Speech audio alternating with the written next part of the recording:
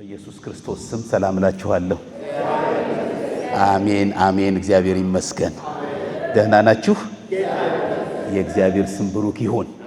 ጸጋውን የለቀቀላችሁ መንፈሱን ያፈሰሰላችሁ እንደ እግዚአብሔር ቃል ወደሱ እንድትቃትቱ የረዳችሁ እግዚአብሔር ለዘላለም የተባረከ ይሁን።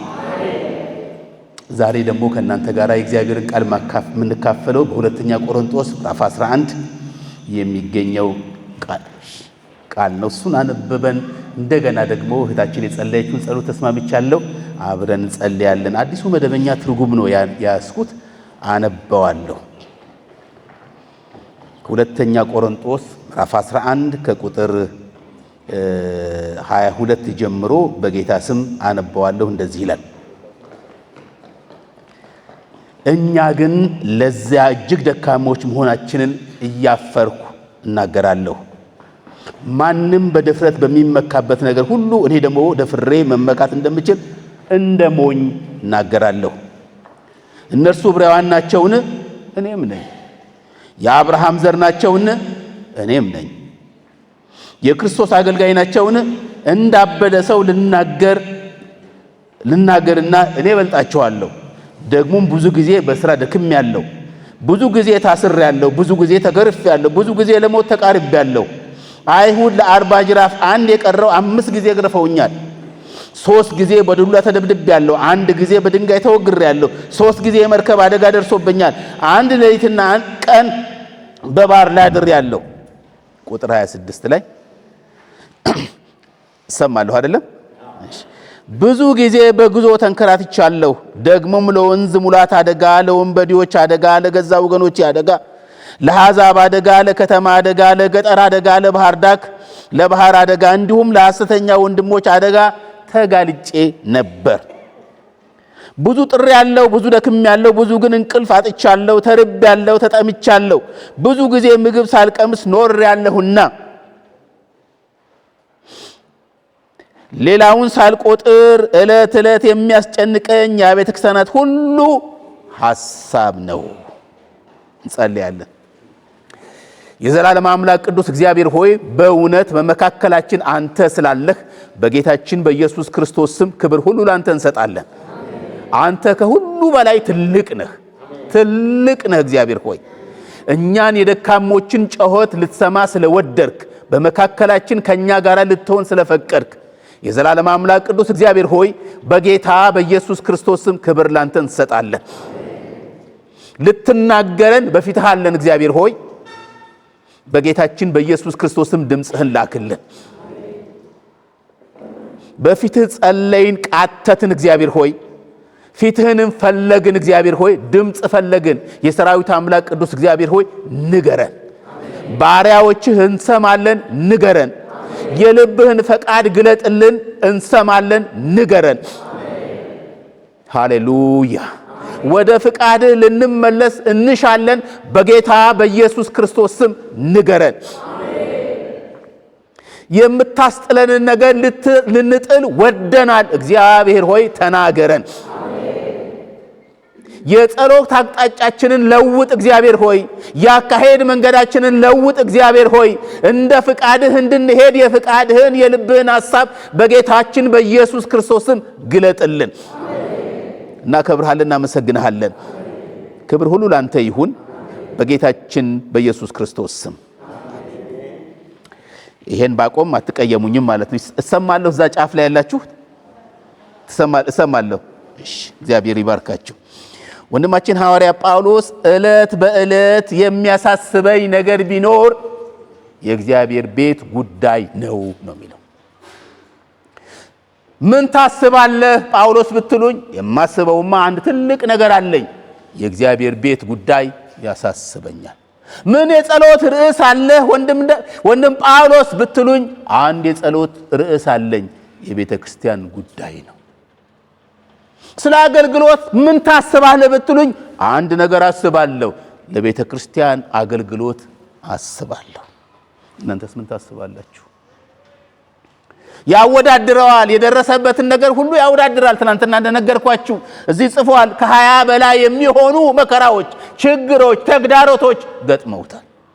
ተርቤያለሁ፣ ተጠምቻለሁ፣ ታርዣለሁ፣ የምተኛበት አጥቼ ጫካ ውስጥ ተቀምጫለሁ፣ ተገርፌያለሁ፣ ተቀጥቅጫለሁ፣ ታስሬያለሁ። እነዚህ ነገሮች አያሳስቡኝም። እነዚህ ነገሮች አይሞግቱኝም።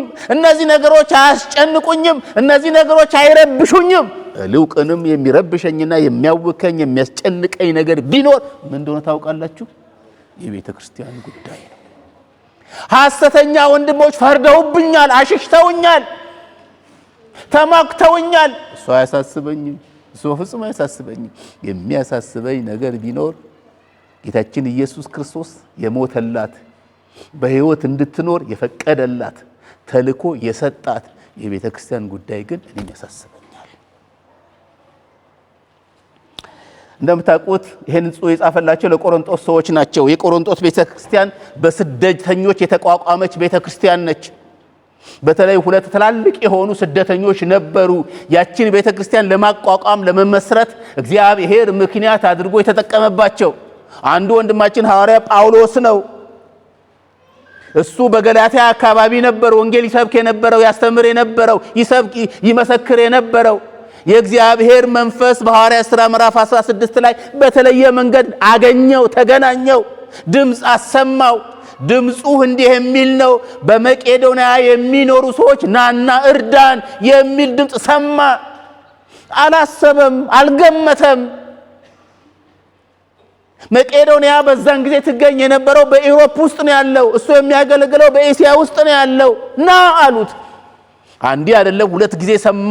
የእግዚአብሔር መንፈስ እንደሆነ አውቆ እግዚአብሔር ወደ ጠራው ወደ መቄዶንያ ሄደ። እንደምታውቁት በዛ ጊዜ ውስጥ መቄዶንያ ሁለት ትላልቅ ከተማዎች ነበሯት። አንዱ ፊልጵስዩስ ነበረች፣ ሌላው ተሰሎንቄ ነበር። ስለዚህ መጀመሪያ ወደ ፊልጵስዩስ ሄደ። የሚገርም ነገር ነው የሄደው። የሚያውቃቸው ሰዎች የሉም። እንዳሁኑ በቴክስትና በስልክ የሚገናኛቸው ሰዎች የሉም፣ የጠበቁት የሉም። እግዚአብሔር ግን እግዚአብሔርን የሚፈሩ እግዚአብሔርን የሚወዱ በእግዚአብሔር ፊት ልባቸውን የሚያፈሱ ወንድሞችና እህቶች ነበሩና እነሱን አገኛቸው። እነሱ የመጸለያ የማምለኪያ ቦታ አልነበራቸውም። በምኩራብ የሚገኙ ሰዎች አልነበሩም፣ አይሁድ አልነበሩም።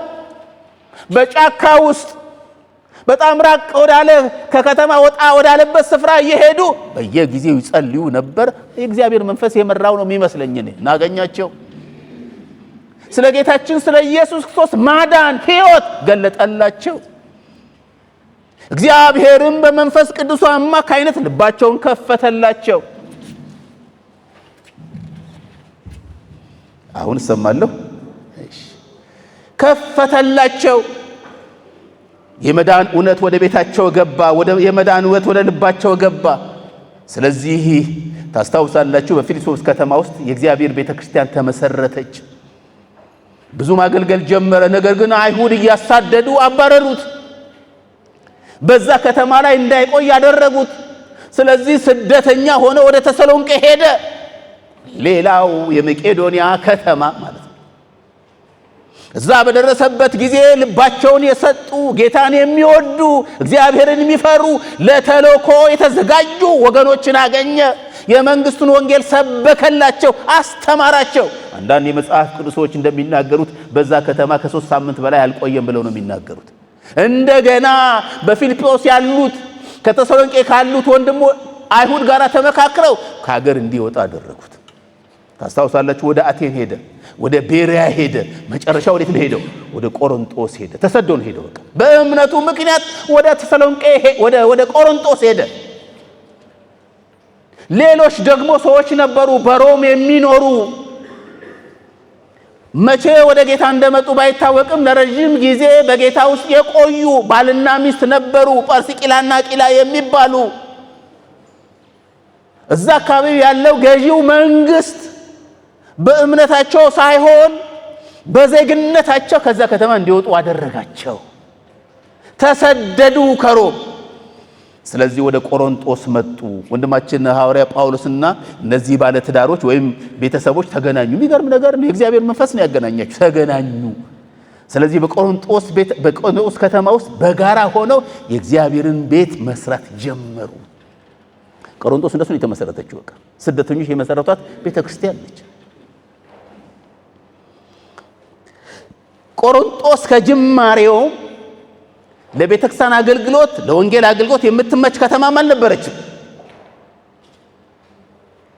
ታስታውሳላችሁ ወንድማችን ሐዋርያ ጳውሎስ ወደ ቆሮንጦስ መጣ ጊዜ ምዕራፍ 18 ላይ ታያላችሁ። ሐዋርያ ሥራ መጽሐፍ ላይ ተረበሸ፣ ታወከ። አይሁድ እየተከታተሉት ይሰድቡት፣ ያላግጡበት ነበረ፣ ይረብሹት ነበረ። አገልግሎቱን በትጋትና በታማኝነት እንዳያገለግሉ ከኋላ እየመጥጡ ይጎትቱት ነበረ። ስለዚህ በድብቅና በሚስጥር ያችን ከተማ ለቆ ሊወጣ ወሰነ። መንፈሱ ተረበሸ፣ ታወከ። በዚህ ከተማ ወንጌል ለመመስከር በሱ አእምሮ አይመችም አለ። ከዚህ ሕዝብ ጋር አብሮ የእግዚአብሔርን መንግሥት ለመመስረትና ለማካሄድ አይቻልም አለ። ለአንድ ቀን መቆየት ከበደው። በምዕራፍ 18 ላይ የእግዚአብሔር ቃል ወደሱ እንዲህ ሲል መጣ። ጳውሎስ ሆይ አትፍራ፣ በዚህ ከተማ ብዙ ሕዝብ አለኝና በዚህ ከተማ ወደ እግዚአብሔር መንግሥት ሊመጡ የሚችሉ ብዙ ሕዝብ አለኝ። አንዳች የሚጎዳህ ነገር አይኖርም አለው። ታስታውሳላችሁ ቅዱስ ቃሉ እንደሚናገረው 18 ወራትም እዛ ተቀመጠ ነው የሚለው። በዚህ ምክንያት የተመሰረተች ቤተክርስቲያን ነበረች። እንደምታውቁት የቆሮንጦስ ቤተክርስቲያን ከቆየም በኋላ ያን ያህል ጊዜ ከቆየ በኋላም በጣም አስቸጋሪ የሆነ ሕዝብ ያለበት አካባቢ ነበር። በወንድሞች መካከል፣ በወገኖች መካከል፣ በአገልጋዮች መካከል መከፋፈል ያለበት ቦታ ነው። እኔ ጳውሎስ ነኝ፣ እኔ ኬፋ ነኝ፣ እኔ አጵሎስ ነኝ፣ እኔ ክርስቶስ ኢየሱስ ነኝ ብለው በመካከላቸው ብጥስጥስ ያሉ ሰዎች የሚገኙባት ከተማ ነበረች። ስለዚህ ለወንድማችን ሐዋርያ ጳውሎስ በጣም አስቸጋሪ ቦታ ነበረች። በመካከላቸው አለመቀባበል የነበረበት ቤተክርስቲያን ነች። የአንዱን ጸጋ ሌላው አገልጋይ አይቀበልም ነበረ። በዚህ መካከል በአገልጋዮች መካከል ክፍተት የነበረባት ቤተክርስቲያን ነበረች።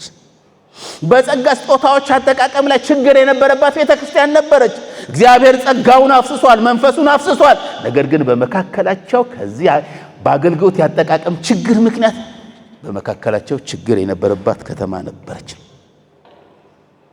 በዚህ ችግር ባለባት ከተማ ላይ እንዲህ ብሎ ነው የሚናገረው። ዕለት ዕለት የሚያስጨንቀኝ ነገር፣ ዕለት ዕለት የሚያሳስበኝ ነገር የምን ጉዳይ ነው? የቤተ ክርስቲያን ጉዳይ ነው የሚለው። በወንድማችን ሐዋርያ ጳውሎስ አገልግሎትን በተመለከተ እንደዚህ ነው ያለው ግንዛቤ። ላንብብላችሁ። በሁለተኛ ቆሮንጦስ ምዕራፍ 4 ቁጥር 1 ላይ እንደዚህ ይላል። ምዕራፍ 4 ቁጥር 1 ላይ ስለዚህ ከእግዚአብሔር ምሕረት የተነሳ ይህ አገልግሎት ስላለን ተስፋ አልቆርጥም ነው የሚለው። ተስፋ የሚያስቆርጥ ነገር አለ፣ የሚያሸሽ ነገር አለ፣ ወደ ኋላ እንዳፈገፍግ የሚያደርግ ነገር አለ። ነገር ግን ከእግዚአብሔር ምሕረት የተሰጠኝ አገልግሎት ስላለኝ ከምሕረቱ ባለጸግነት የተነሳ እግዚአብሔር በእኔው ጸጋ ስላስቀመጠ ከዚህ ምሕረት የተነሳ ተስፋ አልቆርጥም ነው የሚለው። ሁኔታው ተስፋ ያስቆርጣል፣ ሁኔታው ያሸሻል፣ ሁኔታው ያስኮበልላል። ነገር ግን ከእግዚአብሔር ምሕረት የተነሳ ስለተሰጠኝ ጸጋ ተስፋ አልቆርጥም። ሌላኛው ትርጉም ቸል አልልም ነው የሚለው። ቸል የሚያስብል ነገር አለ። ምን አገባኝ፣ ምን ቸገረኝ የሚያሰኝ ነገር አለ። እኔ ግን ቸል አልልም። ለምን? ከእግዚአብሔር ምሕረት የተነሳ የተቀበልኩት አገልግሎት ስላለ። በጌታ የተወደዳችሁ ወንድሞቼና እህቶቼ የተቀበላችሁት ጸጋ የእናንተ አይደለም፣ በፍጹም አይደለም። የተቀበላችሁት ችሎት ጸጋ ከናንተ ብርታትና ኃይል የጸሎት ጥንካሬ የተቀበላችሁት አይደለም። እግዚአብሔር ከምሕረቱ የተነሳ ይሰጣችሁ ነው። ጳውሎስ እንደሱ ነው የሚለው። የእግዚአብሔር ክብር ሲገለጥብኝ፣ የእግዚአብሔር ኃይል ሲገለጥብኝ ከኔ አይደለም፣ ከምሕረቱ የተነሳ የተቀበልኩት ነው። ስለዚህ ምን አልልም? ቸል አልልም። ሃሌሉያ! ጸጋው ተቀብያለሁና፣ ኃይሉን ተቀብያለሁና፣ ስጦታውን ተቀብያለሁና ቸል አልልም። ሌላኛው ትርጉም እንደዚህ ብሎ ነው የሚናገረው። ከዚህ ጥሪ በምንም አይነት መንገድ ወደ ኋላ አላፈገፍግም። እነዚህ የደረሱብኝ መከራዎች በሙሉ፣ እነዚህ የደረሱብኝ ተግዳሮቶች በሙሉ ወደ ኋላ እንዳፈገፍግ ያደርጋል። አገልግሎቱን ጥዬ ቤቴ እንድቀመጥ ያደርጋል። ቤተ ክርስቲያን እንዳልሄድ ያደርጋል። ግን አላደርግም፣ በፍጹም አላደርግም፣ አላፈገፍግም። ጠላቴ ሆይ ስማ፣ አላፈገፍግም። እንዳፈገፍግ ትፈልጋለህ፣ እንዳፈገፍግ መከራ ታመጣለህ፣ ተግዳሮት ታመጣለህ። እኔ ግን አልፈገፍግም። በሐሰተኛ ወንድሞች በኩል በመከራ በኩል በችግር በኩል በፈተና በኩል ታመጣለህ። አላፈገፍግም። የተጠራሁ ነኝ፣ ጸጋ የተቀበልኩ ነኝ፣ ምህረት የፈሰሰልኝ ሰው ነኝ፣ የእግዚአብሔር ኃይል ከኔ ጋር ያለ ሰው ነኝ። አላፈገፍግም።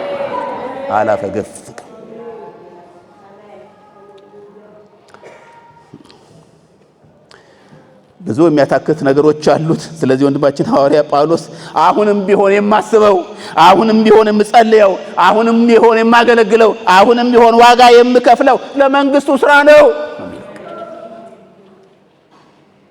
ለቤተ ክርስቲያን ጉዳይ ነው። የክርስቶስ አካል ለሆነችው ለቤተ ክርስቲያን ጉዳይ ነው ብሎ የሚናገረው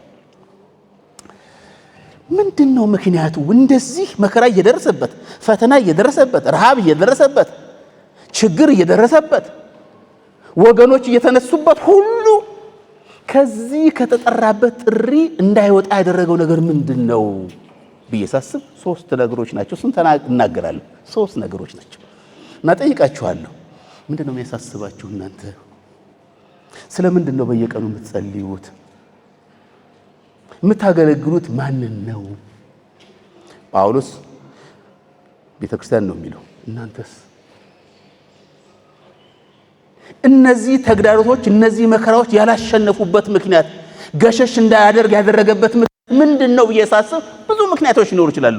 ዛሬ ለኛ እንዲሆነን 3 መሰረታዊ ነገሮች መናገር እፈልጋለሁ። አንዱ ወንድማችን ሐዋርያ ጳውሎስ በመንፈስ የታሰረ ሰው ነበረ። እግዚአብሔር ይመስገን። እግዚአብሔር በመንፈስ ቅዱሱ ይሰራል። በመንፈስ የታሰረ ነበረ። የእግዚአብሔር መንፈስ የተቆጣጠረው ሰው ነበረ። የእግዚአብሔር መንፈስ ግድ የሚለው ሰው ነበረ። በእግዚአብሔር መንፈስ ተመርቶ የሚሄድ ሰው ነበረ። ራሱንና ፍቃዱን ለእግዚአብሔር መንፈስ ያስገዛ ሰው ነበረ። ለእግዚአብሔር መንፈስ እሺ የሚል ጉልበት የነበረው ሰው ነበረ። ይገርም ነገር ነው። የሐዋርያት ሥራ ምዕራፍ 20 ላይ አነባለሁ። እንደዚህ ይላል።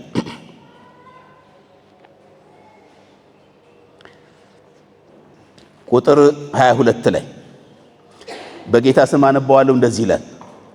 አሁንም እዛ ሲደርስ የሚደርስብኝን ባላውቅም መንፈስ ቅዱስ ወደ ኢየሩሳሌም እንዲሄድ ግድ እያለኝ ነው። ያንተ ፍቃድ ነው ብትሉኝ አይደለም። የወንድሞችና የእህቶች ፍቃድ ነው ብትሉኝ አይደለም። ግን ምን አድርግ ግድ ብሎኛል። ማን ነው እሱ እንዲያደርገኝ? የእግዚአብሔር እየሰማችሁ ነው እንዴ? የእግዚአብሔር መንፈስ ግድ ብሎኛል።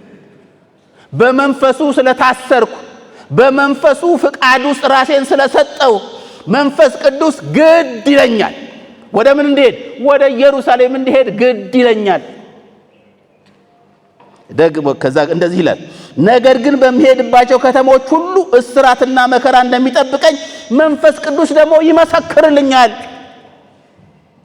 በኤፌሶን አካባቢ በሚዘዋወርበት በተለያየ ቦታ ሳገለግል የተለያየ ኮንግሪጌሽንና አጥቢያዎችን ሳገለግል መንፈስ ቅዱስ ይመሰክርልኛል። ምን እያለ? በኢየሩሳሌም ስትሄድ መከራ ይገጥመሃል፣ በኢየሩሳሌም ስትሄድ እስራት ይገጥመሃል፣ በኢየሩሳሌም ስትሄድ ተግዳሮት ይገጥመሃል እያለ ይመሰክርልኛል። ይሄ የመንፈስ ቅዱስ ምስክርነት ሰምቻለሁ። ይገርም ነገር እኮ ነው። ሰምቻለሁ። ጌታ ሊገባኝ በሚችል መልክ፣ ልረዳው በሚችል መልክ፣ በተለማመድኩት መልክ እግዚአብሔር ነግሮኛል። ምን እንደሚገጥመኝ፣ መከራ እንደሚገጥመኝ፣ እስራት እንደሚገጥመኝ ነግሮኛል። ልቀጥል። ይሁን እንጂ ከጌታ ከኢየሱስ የተቀበልኩትን ሩጫዬንና የእግዚአብሔርን ጸጋ ወንጌል የመስከር አገልግሎቴን ብፈጽም ለኔ ሕይወቴ ከምንም ነገር እንደማይቆጥር እንደ ከንቱ ነገር ናት። እንዴት የሚገርም ነገር! ለምን ስትሉት በመንፈስ ቅዱስ የታሰረ ሰው ነበረ።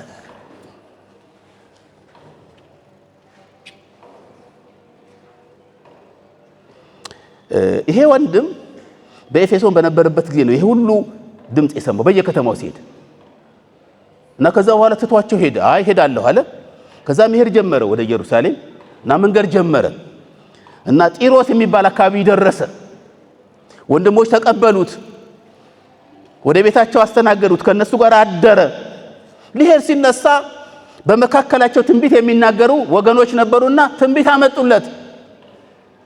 አንተ ሰው አሉት፣ ወደ ኢየሩሳሌም ልትሄድ ነው። ወደ ኢየሩሳሌም ስትሄድ መከራና እስራት ይገጥመሃል አሉት። የሚገጥምህ እሱ ነው አሉት። ይግጠመኛ እኔ በመንፈስ የታሰርኩ ነኝ አለ። ለምን ነፍሴ በእኔ ዘንድ እንደማትከብር እንደ ከንቱ ነገር ቆጥራታለሁ። እቺ ነፍስ አይደል ያለችው፣ እቺ አይደለች የምትለው ጥያታለሁ። በቃ ስለተጠራሁበት ተልእኮዬ ጥያታለሁ። ስለ ወንጌል ምስክርነት ጥያዋለሁ። ስለ ቤተ ክርስቲያን ጉዳይ ጥያዋለሁ። ከዛ እንደገና ደግሞ ሌላ በጀልባው ሄድ ጀመረ። ከዛ በኋላ ሌላ ሰው አገኘ። በጣም የታወቀ የተከበረ የቤተ ክርስቲያን መሪዎች አገልግሎትን የተቀበሉት አጎበስ የሚባል አንድ ነብይ ነበረ። መልእክት አመጣለት ለዚህ ወንድም፣ ወደ ኢየሩሳሌም ብትሄድ እስራት ይገጥመሃል። ሲምቦሊካል በሆነ መንገድ ነው የሰጠው። እንደውም ቀበቶን አውጥቶ ነው። መከራ ይገጥመሃል፣ ፈተና ይገጥመሃል፣ ተግዳሮት ይገጥመሃል አለው። ነፍሴ በእኔ ዘንድ እንደማትከብር እንደ ከንቱ ነገር ቆጥሬያታለሁ። ተጨነቁ። እነ ሉቃስ ተጨነቁ። በዛ ጊዜ የነበሩት እነ ወንጌላዊ ፊልጶስ የቤተ ክርስቲያን መሪዎች ለመኑት፣ ኧረ እባካችሁ ልቤን አታስጨንቁት፣ አታውኩት። ሃሌሉያ! አታስጨንቁት። ድፍረት አይደለም፣ ወኔ አይደለም። ልብ አድርጉ። በመንፈስ የታሰረ ነበረ። የሚያሳስበው ነገር ስለ ስራቱ አይደለም፣ ስለ ማብላቱ አለመብላቱ አይደለም። የሚያሳስበው ነገር የእግዚአብሔርን ፍቃድ በቤተ ክርስቲያን ውስጥ ማድረጉ ነበር። እናንተስ በእግዚአብሔር መንፈስ የታሰረ ነበር። እንደዚህ ይላል ምዕራፍ 21 ቁጥር 13-14 ላይ ተመልከቱ። እኔ መታሰር ቀርቶ ስለ ጌታችን ስለ ኢየሱስ ስም በኢየሩሳሌም ለመሞት እንኳን ዝግጁ ነኝ። መታሰር አይደለም፣ እሱ ቀላል ነገር ነው። መከራ መቀበል ነው፣ እሱ ቀላል ነገር ነው። በኢየሩሳሌም የጌታን ፍቃድ ስፈጽም፣ የእግዚአብሔርን ሐሳብ ስፈጽም፣ የእግዚአብሔርን ዓላማ ስፈጽም ለመሞት ቆርጫለሁ። ስለዚህ ዕለት ዕለት የሚያሳስበኝ የኔ ጉዳይ ሳይሆን የቤተ ክርስቲያን ጉዳይ ነው። ይህን መልእክት ተቀብሉ። ታውቃላችሁ፣ ጉዞ ጀመረ። የገጠመው ነገር በጣም ይገርመኛል። በሁለት መንገድ ብንመለከተው ጥሩ ይመስለኛል። የገጠመው ነገር ታውቃላችሁ፣ ከኤፌሶን ወደ ኢየሩሳሌም የሚሄድ ቀጥታ መንገድ፣ ዝም ብሎ ቀጥታ መንገድ ከሆነ 991 ኪሎ ሜትር ነው። በቀጥታ ሲኬድ መንገዱን ተከትሎ ከሄደ ልክ አሁን እዚህ 40 ምንጭ ስንመጣ መንገዱን ተከትለን ብንሄድ በጣም ረጅም መንገድ ነው። ቀጥታ ስትለኩት ግን እንደሱ ነው። ቀጥታ ሲለካ ስንት እንደው ታውቃላችሁ? 1894 ኪሎ ሜትር ነው። የጌታን ፈቃድ ለመፈጸም በመንፈስ የታሰረ ሰውዬ ያለ መኪና ያለ አውሮፕላን የት ሊሄድ ነው? እዚህ ሊሄድ ነው። ሄዶበት በማያውቀው ሰፈር በጫካው በአውሬ መካከል የሚሄድበትን ነገር አስቡት። ለምን? የቤተ ክርስቲያን ጉዳይ ያሳስበኛል። እኔ ለምን? በመንፈስ የታሰርኩ ሰው ነኝ። እንዲሁ ፕራክቲካል ምን ነው ታውቃላችሁ? አብዛኛውን ጉዞ ሄደው በባህር ውስጥ ነው። በባህር ስትሄድ ስንት ጊዜ እንደፈጀባችሁ፣ ስንት ኪሎ ሜትር እንደሄደ ታውቃላችሁ? ከ1200 እስከ 1300 ኪሎ ሜትር በባህር ላይ ሄዱ። አስቡት፣ በባህር ላይ ሳያቋርጥ ከ1200 እስከ ልክ ነው፣ በየከተማው እየወደ ያቋረጠበት ጊዜ አለ። 1200 እስከ 1300 ኪሎ ሜትር ነው ሄደው። ስለምን? ስለ ወንጌል። ስለ ወንጌል። በእግሩ ስንት ኪሎ ሜትር እንደሄደ ታውቃላችሁ? በዛ ጊዜ ውስጥ 90 ኪሎ ሜትር ከቂሳሪያ እስከ ኢየሩሳሌም በእግሩ ነበር ሄደው። ዛሬ እኮ ከዚህ ሰፈር ወደዚህ ወደ ማደሪያችን ለመሄድ አለ ባጃጅ እኮ መሄድ እንቸገራለን። 90 ኪሎ ሜትር በእግሩ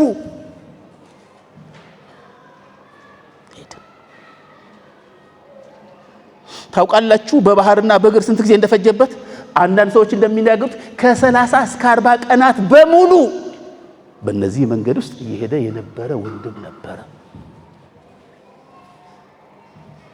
ዕለት የሚያሳስበኝ ነገር የቤተ ክርስቲያን ጉዳይ ነው። ለምን? በመንፈስ ታስሮ ነበር። ምን ገጠመው ስትሉት የገጠመውን ደግሞ ዘንድ ኢየሩሳሌም ደረሰ። ነቢያቶች እንደተናገሩት የእግዚአብሔር መንፈስ እንደመሰከረለት ገጠመው። ምን ገጠመው? መከራ ገጠመው። በጣም ኃይለኛ መከራ። ከመከራዎቹ መካከል እስራት ነበረበት፣ መደብደብ ነበረበት፣ በእስር ቤት መጣል ነበረበት። ወንድማችን ሐዋርያ ጳውሎስ በእስር ቤት ለ2 ዓመት መረሳት ነበረበት።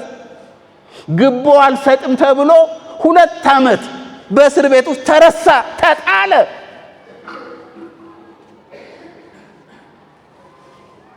አምስት ችሎት ነው የቀረበው። ፍርድ ቤት በጠባቂዎች ታስሮ ጠበቃ አስቀምጠውበታውም ታዋቂ ጠበቃ፣ ቀላል ጠበቃ ይመስል ታዋቂ ጠበቃ፣ ሊከስ የሚችል ፕሮቶኮሉን ያወቀ በኢየሩሳሌምና በሮም ግዛት ውስጥ ታዋቂ የሆነ ልዩ ፈቃድ ያለው በክልሎች ብቻ ሳይሆን በፌደራል ደረጃ ሊቆም የሚችል ከጠበቃ ጋር ነበር ይከራከር ነበር። እንደዛም ሆኖ እለት የሚያስጨንቀኝ የሚያሳስበኝ ነገር የምን ጉዳይ ነው? የቤተ ክርስቲያን ጉዳይ ነው። ለምን? እኔ በመንፈስ የታሰርኩ ነኝ። እናንተስ? እናንተ እንዴት ናችሁ? ምንድነው የሚያሳስባችሁ? ምንድነው የሚያስለቅሳችሁ? ምንድነው ያጸለያችሁ? ምንድነው ልታገለግሉ ያደረጋችሁ? ጳውሎስ እንደሱ ነበር። ሁለተኛው ጋር ቢሄድ ጥሩ ይመስለኛል። ሁለተኛው እግዚአብሔር ለሰጠው ራእይ የሚታዘዝ ባሪያ ነበረ። እግዚአብሔር ለሰጠው ራእይ፣ ለገለጠለት ራእይ፣ ለተረዳው ራእይ የሚታዘዝ የእግዚአብሔር ባሪያ ነበረ። ምዕራፍ 29 ላይ ተመልከቱ። የሐዋርያት ሥራ ምዕራፍ 29 ቁጥር 14 ላይ 10 ላይ ይቅርታ፣ እንደዚህ ይላል። ችሎት ቀርበው ነው፣ በኋላ ላይ ትንሽ አስረዳለሁ። እንግዲህ ንጉሥ አግሪጳ ሆይ ከሰማይ ለታየኝ ራእይ እምቢ አልታዘዝም አላልሁም። ከሰማይ የተገለጠልኝ ራእይ ነበረ። እግዚአብሔር የነገረኝ ራእይ ነበረ። እግዚአብሔር የሰጠኝ መልእክት ነበረ። ይህንን ላለመታዘዝ እምቢ አላልኩም። በሰማይና በምድር ስልጣን ያለው ጌታ ነው የነገረኝ። በአንተ ላይ ስልጣን ያለው ጌታ ነው የነገረኝ። በሁሉ ላይ ችሎታና ስልጣን ያለው አምላክ ነው የነገረኝ። ስለዚህ ይሄንን መልእክት፣ ይሄንን ጥሪ ገፍቼ ለመሄድ አልፈለኩም፣ እምቢ አላልኩም። ሃሌሉያ! አንበረከከኝ ራእዩ፣ ገዛኝ ራእዩ፣ ውስጤን ሞላው ራእዩ። የሚታየኝ የማልመው ይሄንን ራእይ ብቻ ነው። ሌላ ነገር ይታየኛል አልችልም። ስለዚህ እምቢ ለማለት ድፍረት አጣው። እግዚአብሔር አይኖቻችን ይክፈትልን፣ ይክፈትልን። ጳውሎስ ከፈተለት። በቃ እንዴት ይሄንን ራእይ ያውም የሰራዊት አምላክ ቅዱስ እግዚአብሔር የሰጠኝ ራእይ እንዴት እምቢ እላለሁ? እንዴት እችላለሁ? ሌላኛው ትርጉም እንደዚህ ይላል። ንጉሥ አግሪጳ ሆይ ስለዚህ ከሰማይ የታየኝን ራእይ እምቢ አላልሁም።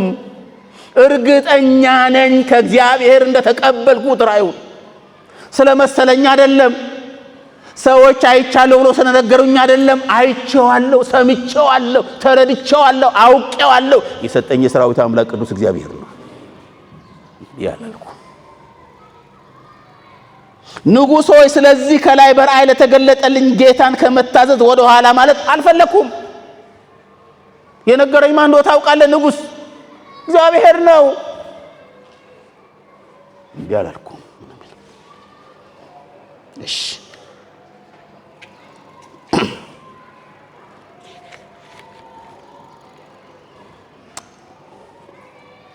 ይሄ ታሪክ የተፈጸመው መቼ ታውቃላችሁ? ቅድም እንደነገርኩት ወንድማችን ሐዋርያ ጳውሎስ ወደ ኢየሩሳሌም ከመጣ በኋላ ስንት ጊዜ ችሎት ላይ ቀረበ አልኳችሁ? 5 ጊዜ። አምስተኛው ችሎት ነው። በአምስተኛው ችሎት ላይ በቀረበበት ጊዜ የመከላከያ ምላሹን በሰጠበት ወቅት የተናገረው ቃል ነው። ይሄ ይመስለኛል ይሄ የመጨረሻው የፍርድ ሂደት የሚሰጥበት ወቅት ነው። በዚህ ችሎት ውስጥ እንትኑ ምንድነው? ሴታፑ ማለት የአዳራሹ አጠቃቀም ድሮ ከለመደው ሴታፕ የተለየ ነው። ድሮ በቢሮ ነበር የሚዳኘው። ድሮ በፍርድ ቤት ነበር የሚዳኘው ችሎት ቀርቦ ነው የሚዳኘው።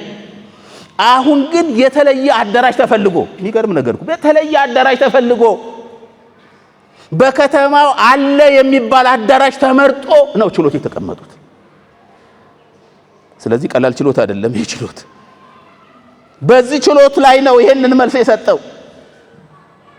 በችሎቱ የታደሙ ሰዎች ትላልቅ ሰዎች ናቸው። አንዳንዶቹን ልንገራችሁ። ንጉሥ አግሪጳ ነው የመሃል ዳኛ ሆኖ የተቀመጠው።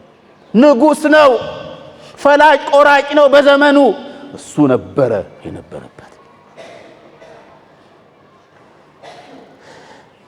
ቤሬቅ የሚባል ሌላ የንጉሥ አግሪጳ ዘመድ ነበር። ታላቅ ክብር ያለው ሰው በመካከላቸው ነበረ። በቄሳርያ በዛን ጊዜ የሮም 5 የሚሆኑ እዞች ወታደሮች የሚኖሩበት አካባቢ ነው። የጦር ሰፈር ነው። የነሱ ዋና ዋና አዛዦች ምናልባት ጀነራሎች የምንላቸው ከነጠባቂዎቻቸው የተገኙበት ችሎት ነው።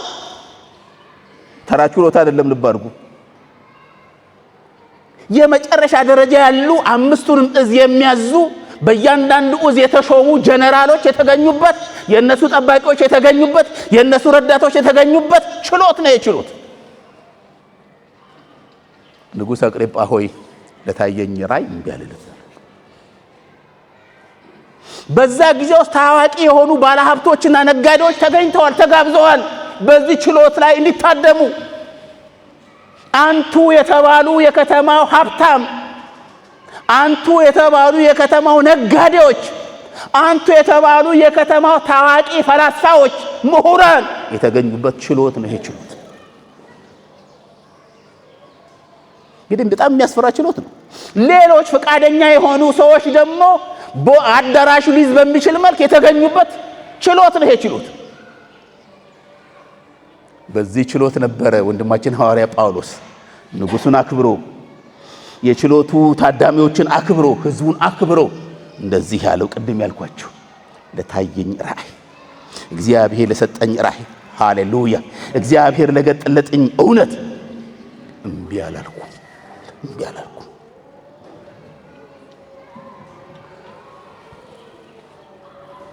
ወንድማችን ሐዋርያ ጳውሎስ ለችሎቱ የሚያሳምን ሐሳብ ነው ያቀረበው። የሚያሳምን በደንብ አድርጎ አርቲኩሌት አድርጎ ነው ያቀረበው። ስር ነገሩን ሁሉ ይዞ ነው ያቀረበው። ስለዚህ ንጉሱም ይሆን እዛ የታደሙ በሞች ሁሉ ሲወጡ እንዲህ ብለው ተነጋገሩ። ላንብብላችሁ እንዴት እንዳሉ። ከዚህ በኋላ ንጉሱም አገረ ገዢውም በርኔቅም ከነርሱ ጋር የተቀመጡት ተነሱ ይላል። ጀነራሎችም ጭምር ተነሱ፣ ታዋቂ ሰዎችም ተነሱ፣ ነጋዴዎችም ተነሱ። ወጥተውም ሲሄዱ ይህ ሰው እንኳን ለሞት ለእስራት የሚያበቃው ነገር አላደረገም ተባባሉ ነው የሚለው። እግዚአብሔር ይመስገን። ለሞት አይደለም ለእስራት እንኳን የሚያበቃ ያደረገው ነገር የለም ማለት። መፈታት ነው ያለበት፣ መለቀቅ ነው ያለበት። እስካሁን የታሰረው በግፍ ነው አሉ። እንደሱ ነው የደረሱበት ኮንክሉዥን። አግሪጳም ፊስጦስ ማለት አገረ ገዢ ነው። እሱም በነበረበት ጊዜ ነው ፊስጦስ አገረ ገዢው። ይህ ሰው ወደ ቄሳር ይግባኝ ባይል ኖሮ መለቀቅ ይችል ነበር አለው ነው የሚለው። መለቀቅ የሚችል ሰው ነበር። መሀል ዳኛው እኮ ነው፣ ንጉሱ እኮ ነው። መለቀቅ ይችል ነበረ። ወንጀል አልሰራም አሉ። ሊለቁት ፈለጉ። ልትታሰር የሚገባ ሰው አይደለም ብለው ፈለጉ። እሱ ግን እንደዚህ አለ። እየሰማችሁ ነው? ለታየኝ ራእይ እምቢ አልኩ። ራእይ አይቻለሁ። ልትለቁን ትችላላችሁ፣ ግን አልለቀቅም። ወንጀል አልሰራሁም፣ ልክ ነው አልሰራሁም፣ ግን ራእይ አይቻለሁ። እኔ አሁን የምኖረው ለራእይ ነው። ስለመታሰሪያ አይደለም፣ ለመፈታት አይደለም የምኖረው። እሱ አይደለም የሚያንገበግበኝ፣ የእግዚአብሔር ራእይ ነው የሚያንገበግበኝ። ይሄ ሰውዬ ምን አይነት ራእይ አይቷል ብዬ ማሰብ ጀመርኩ። ምንድን ነው ያየው? ላንብብላችሁ። የሐዋርያት ሥራ ምዕራፍ 23 ቁጥር 11። የሐዋርያት ሥራ ምዕራፍ 23 ቁጥር 11 ላይ እንደዚህ ይላል። በሚቀጥለውም ሌሊት ጌታ ባጠገቤ ቆሞ ጳውሎስ ሆይ አይዞህ፣ በኢየሩሳሌም እንደመሰከርክልኝ በሮም ደግሞ ልትመሰክርልኝ ይገባሃል አለው። እግዚአብሔር ይመስገን። በኢየሩሳሌም እየተደበደብክ እየታሰርክ በየችሎቱ ሁሉ ቆመህ መሰከርክልኝ። እንዲሁ በኢየሩሳሌም እንደመሰከርክልኝ በምን ትመሰክርልኛለህ? በሮም ትመሰክርልኛለህ። ትመሰክርልኛለህ። ይሄን ራእይ አይቻለሁ። እንዴት ይሄን ራእይ አይቼ ተፈታ ሲሉኝ እፈታለሁ? በፍጹም አልችልም። በፍጹም አልችልም። ንጉሥ ሆይ ብትፈታልኝ አልፈታም። እኔ ይግባኝ ብያለሁ። ለምን? እግዚአብሔር ጉዳይ ያለው በሮም ነው እኮ የሚለው። የሚገጥመውን መከራ አውቋል። የሚገጥመውን ፈተና አውቋል። የሚገጥመውን ችግር አውቋል። አንዳንዶቹን ችግር ልንገራችሁ። እነዚህ ሰዎች ወንድማችን ሐዋርያ ጳውሎስ ምዕራፍ 23 ላይ ስትመለከቱ ጠብ ተፈጠረ። በማንና በማ? በሰዱቃውያንና በፈሪሳውያን መካከል። ፈሪሳውያን ወንድማችን ጳውሎስ ሊታሰር አይገባም አሉ። ትንሣኤ ሙታን በሚል አመነ እንጂ ያጠፋው ጥፋት የለም አሉ። በፊት ተባብረው ያሳሰሩ ሰዎች ናቸው። ሰዱቃውያን ደግሞ ተቃወሙ። ስለዚህ ጳውሎስን ሊገነጣጥሉት ነው መጽሐፍ ቅዱስ ሊገነጣጥሉት ወሰኑ። በዛን ጊዜ ነው የጦር ኃይሉ ምን ያደረገው? ያሸሸው። 40 የሚሆኑ ጠብደል የሆኑ ሰዎች ጳውሎስን ለመግደል እስከሚያበቃ ድረስ ምግብ አንበላም ውሃም አንጠጣም ብለው ተማማሉ ነው የሚለው። ስለዚህ መፈታት ነበር ያለበት። በፍጹም አለ። ቀላል ፈተና ነበር።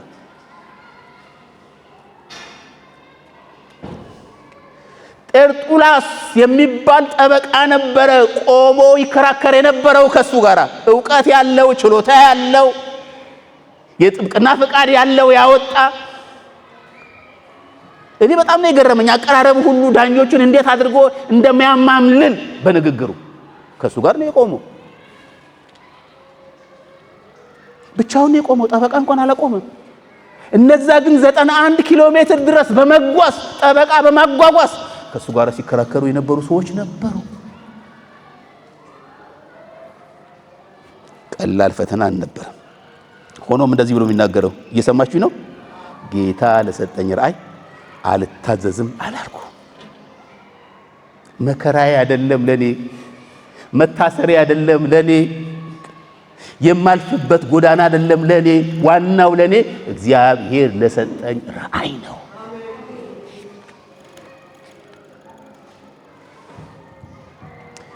የሚገርመው ነገር ከቂሳሪያ ነው ወደ ሮም ሄደው። ጥቂት ነገር እንደው እንድታውቁት ብዬ ነው መናገረው እንጂ ከዛ በላይ እንደገጠመው አውቃለሁ። ከቂሳሪያ እስከ ሮም ድረስ ለመሄድ ስንት ኪሎ ሜትር እንደሚረቀው ታውቃላችሁ? 3000 ኪሎ ሜትር ነው። ከዚህ አስመራ፣ ከአስመራ መምጣት እንደገና አስመራ መሄድ ማለት ነው በእግር ስንት ሺህ 3000 ኪሎ ሜትር ፈጧል እኮ። አዎ እግዚአብሔር ለሰጠኝ ራእይ 3000 ኪሎ ሜትር እሄዳለሁ። ራእይ ነው የተቀበለው። እንደምታውቁት በሚሄድበት ጊዜ በአብዛኛው በምን ነበር ሄደው? በባህር ነበር ሄደው። ታስታውሳላችሁ? የገጠመው አውራቂስ የተባለው ማዕበል ገጠመው። ቀላል ፈተና አልነበረም። ቀላል ረብሻ አልነበረም። ቀላል መታወክ አልነበረም። ይሁን ያጋጥመኝ፣ እግዚአብሔር ለሰጠኝ ራእይ እምቢ አላልኩም። ታስታውሳላችሁ? ይሄ ወንድም በክፉኛ በእባብ ምን ሆነ? በፉኝት ምን ያደረገ ሰው ነው? የተነደፈ ሰው ነው። ወደ 200 የሚሆኑ መርዛም የሆኑ እባቦች አሉ ተብሎ የሚገመት ነው። ከነዚህ መካከል አደገኛው የሆነው እፉኝት ነው ወንድማችንን ጳውሎስን የነከሰችው። ለዚህ ነው በዛ አካባቢ ልሶች አሁን ፊቱ ምንድነው? እጁ ሊያብጥ ነው፣ ሊደማ ነው፣ ትኩሳት ሊመጣበት ነው፣ ከትንሽ ደቂቃ በኋላ ይሞታል። መርዛማ የሆነች እባብ ነች እቺ እባብ። ወደ 120 ኪሎ ሜትር ከባህር ከወረደ በኋላ በእግሩ ሄዷል። እሱ አያሳስበኝም ነው የሚለው። እሱ አያሳስበኝም። የሚያሳስበኝ ነገር ምንድነው? እሱ እግዚአብሔር የሰጠኝ ራእይ ነው። ለዚህ ነው ወንድማችን ሐዋርያ ጳውሎስ ከራእዩ የተነሳ እለት እለት የሚያሳስበኝ ነገር የምን ጉዳይ ነው? የቤተክርስቲያን ጉዳይ ነው። አውቃለሁ ራእይ በባህሪው ትጋትን ይጠይቃል። ለዚህ ነው ወንድማችን ሐዋርያ ጳውሎስ የተጋው። ጽናትን ይጠይቃል። ለዚህ ነው ወንድማችን ሐዋርያ ጳውሎስ የጸናው። መሰጠትን ይጠይቃል። ለዚህ ነው ወንድማችን ሐዋርያ ጳውሎስ የጸናው። አገልግሎትን ይጠይቃል። ለዚህ ነው ወንድማችን ሐዋርያ ጳውሎስ ለአገልግሎት ያተኮረው። እሱ ብቻ ደግሞ ዲሲፕሊን ይጠይቃል። ለዚህ ነው ወንድማችን ሐዋርያ ጳውሎስ በዲሲፕሊን የተቀበለውን ራእይ ለመፈጸም ይተጋ የነበረው። በኢየሩሳሌም እንደመሰከርክልኝ በምን በሮም እንድትመሰክር ይገባል። ወንድማችን ሐዋርያ ጳውሎስ ሮም ሄዶ አያውቅም። ሮም ሄዶ አያውቅም።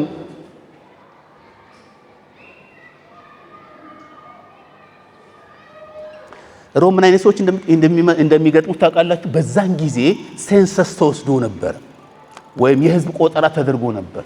በሮም የሮም ዜጋ የሆኑ ከ800 ሺህ እስከ 1.2 ሚሊዮን ህዝብ ይኖራል ተብሎ ይገመት ነበር። ለነዚህ ሰዎች ወንጌል ያስፈልጋቸዋል። ለነዚህ ሰዎች የክርስቶስ ኢየሱስ ምስክርነት ያስፈልጋቸዋል ነው በቃ እሱ የሚለው። በዛን ጊዜ ከ20 ሺህ እስከ 30 ሺህ የሚሆኑ አይሁድ ስደተኞች በሮም ነበሩ። ልክ እንደገባ ያደረገው ነገር ታውቃላችሁ። በማግስቱ እነዚህን አይሁዳውያን ነበር የጠራው ስለ ክርስቶስ ኢየሱስ ለመመስከር፣ ስለ ጌታ ኢየሱስ ለመናገር ጠራቸው ብሎ የሚናገር። በኢየሩሳሌም እንደመሰከርክልኝ እንዲሁ በሮም ትመሰክርልኛለህ ነው የሚለው። ይህን ሁሉ መከራ ያሳለፈው ለምንድን ነው? እሱ ስለተቀበለው ራእይ ነው። አንድ የመጨረሻው ልናገር አልጨርስ እንዴ? ደከማችሁ? እሺ ሰዓቴን ልይና እንዳላደክማችሁ ብዬ ነው። እሺ ትንሽ ደቂቃ አለኝ ልቀጥል አይደለም። ሶስተኛው ወንድማችን ሐዋርያ ጳውሎስ እለት የቤተክርስቲያን ጉዳይ ያሳሰበው ምክንያት ምንድነው?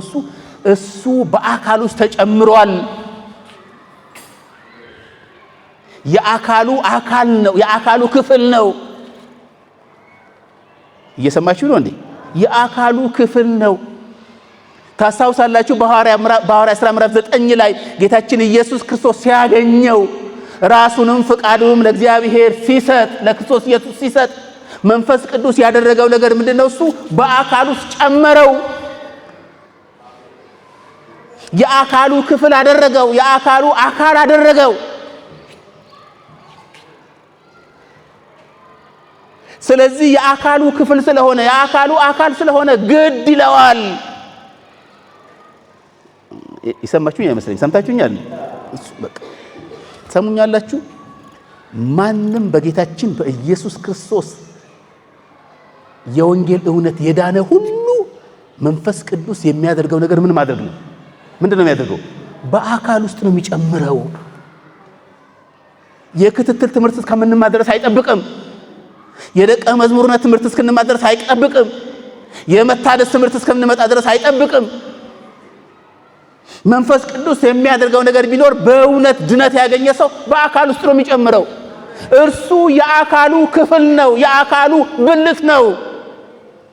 እጅ ሊሆን ይችላል፣ እግር ሊሆን ይችላል፣ አፍንጫ ሊሆን ይችላል፣ ልብ ሊሆን ይችላል። ነገር ግን የብልት የአካሉ ክፍል ነው። ግድ ይለኛል። ለምን? የአካሉ ክፍል ነኝ። ሃሌሉያ። ይመለከተኛል፣ ያገባኛል የቤተ ክርስቲያን ጉዳይ። ለምን? የአካሉ ክፍል ነኝ።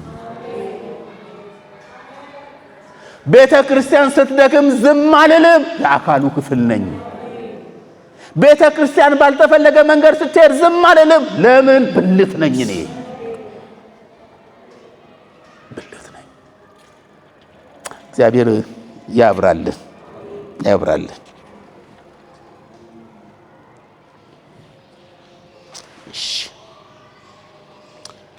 I think በዚህ በአካል ውስጥ በህብረት የምንሰራው ስራ ነው ዛሬ እየሰራችሁት ያላችሁ ስራ ማለት ነው። ከተለያየ ወንጌላውያን አብያተ ክርስቲያናት መጣችሁ በእግዚአብሔር ፊት ስለዚች ከተማ፣ ስለዚች ምድር፣ ስለነዚህ ዞኖች በደቡብ ስለሚገኙ አካላት ምትቃትቱት አጥቢያችሁን አልፋችሁ ዲኖሚኔሽናችሁን አልፋችሁ ያገባኛል። ለምን ያገባችኋል? የአካሉ ክፍል ስለሆናችሁ ማለት ይቆረጥ። ያገባኛል። ስለ ሙሉ ወንጌል ያገባኛል፣ ስለ ቃለ ሕይወት ያገባኛል፣ ስለ መካነ ኢየሱስ ያገባኛል፣ ስለ መተክሶስ ያገባኛል። የአካሉ ክፍል ነኝ ብላችሁ ምትቃትቱት። እንደሱ ነው የሚመስለኝ እኔ። እንደሱ ነው ምትቃትቱት። ያገባኛል።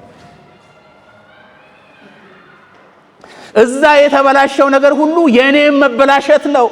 እዛ ያለው ጥንካሬ ሁሉ የኔ ጥንካሬ ነው፣ ያገባኛል። ለምን? የክርስቶስ አካል ውስጥ ገብቻለሁ። ስለዚህ ይሄን ንብረት የፈጠራችሁት ለመጻለት ለማለት እሱ ግድ ያላችሁ ነው የሚመስለኝ ነውም ብዬ ነው ማምነው። በዚህ በህብረት ውስጥ መደማመጥ ይጠይቃል። በዚህ ህብረት ውስጥ መታየት ይጠይቃል። እንትና ምን ይመስላል፣ የእንትና ቤተክርስቲያን ምን ይመስላል ብሎ መታየት ይጠይቃል። ትላልቅ አጀንዳዎች አለባችሁ እኮ እናንተ ሰዎች ለቤተ ክርስቲያን። ይሄን የምታዩት ስትታዩ ነው። ቃለ ሕይወት ምን ትመስላለች፣ ሙሉ ወንጌል ምን ትመስላለች፣ መካነ ኢየሱስ ምን ትመስላለች ይገባኛል። ልክ ነው። የመታደስ ትምህርት ተምራችሁ የመካነ ኢየሱስ አባል አልሆናችሁም፣ ግን ግድ ይላችኋል።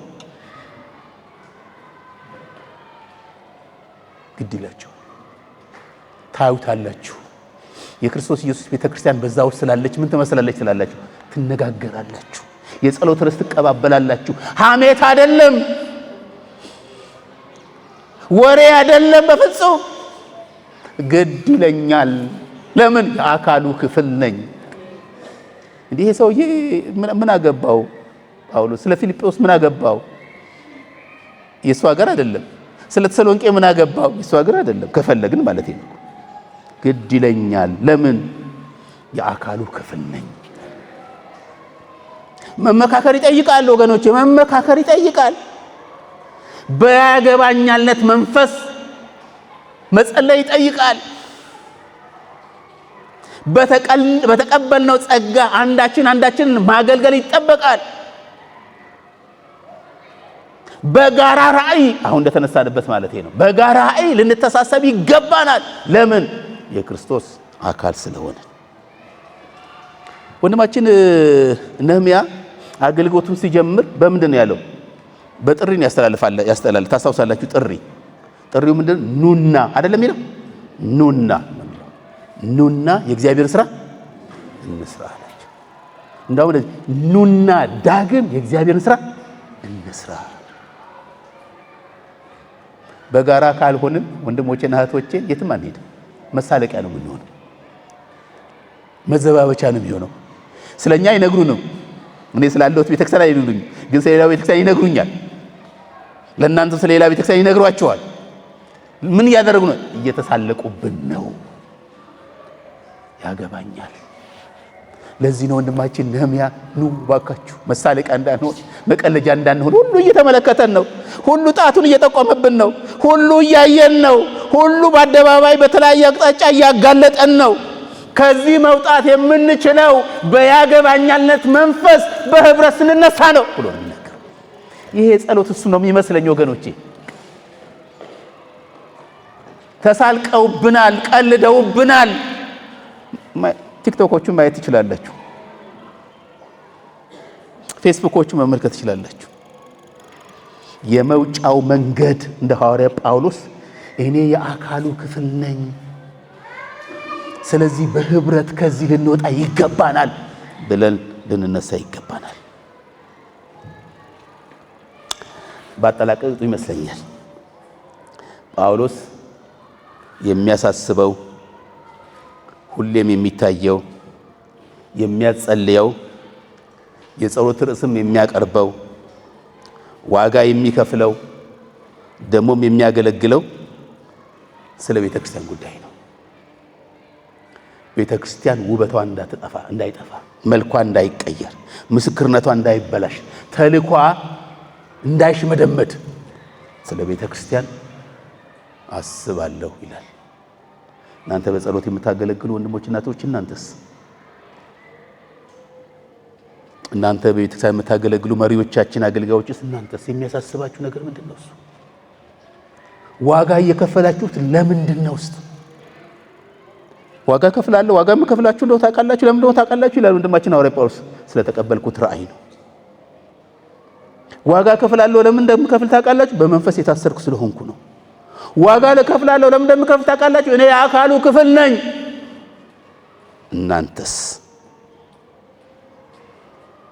ለዚህ እውነት ለመቆም እግዚአብሔር በልባችሁ ያስቀመጠው ራእይ ምንድነው? እሱ ምን ራእይ አላችሁ? በእውነት እግዚአብሔር በመንፈስ ያሰራችሁ ሰዎች ናችሁ። ቲዩ እንዲሆናችሁ ማለት ነው። ከእግዚአብሔር ጋር ቲዩ እንዲሆናችሁ ናችሁ ነኝ። እንዴት ናችሁ?